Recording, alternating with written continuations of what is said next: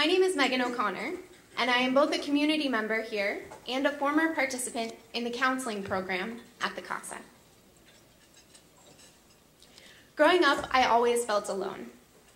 I was an only child raised by a single mother.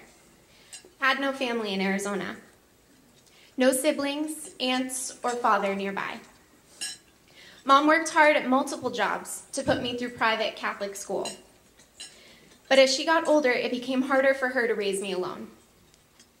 My mother did the very best that she could, but it became apparent to me from a young age that my mother was an alcoholic.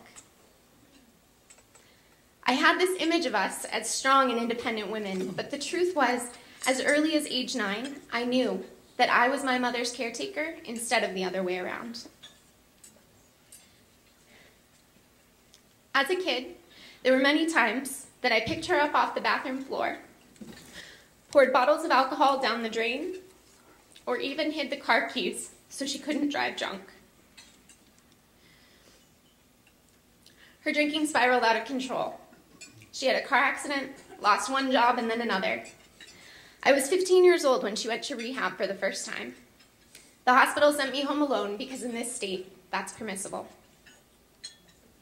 Over the next decade, my mother would enter the hospital over 100 more times and tried dozens of different rehab programs.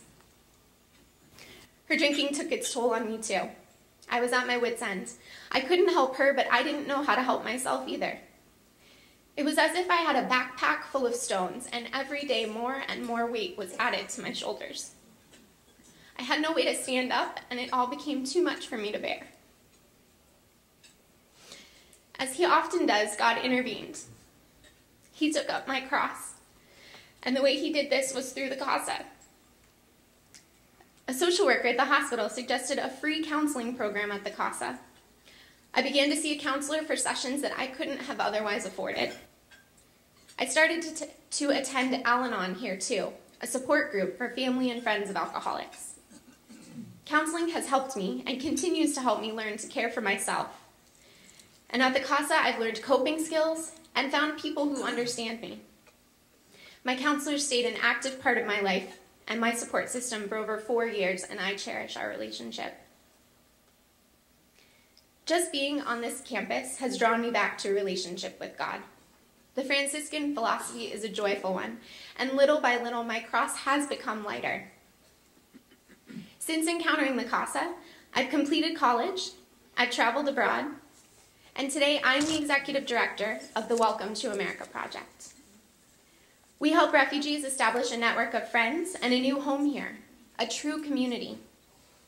Because of the healing, help, and support that I received at the CASA, I am able to be a solid rock for those finding new footing here in a new land. Refugees are a constant reminder to me that we are blessed in this country, and as difficult as my upbringing was, I am very, very blessed, because I have the capacity to give back and to help others.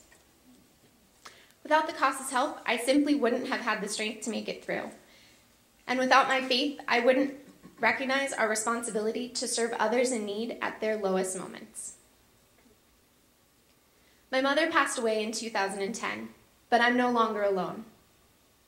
Because of the CASA, I have begun to heal. The stones that once felt like a heavy burden have now become a strong foundation for me to help others in need. Thank you for letting me share my story.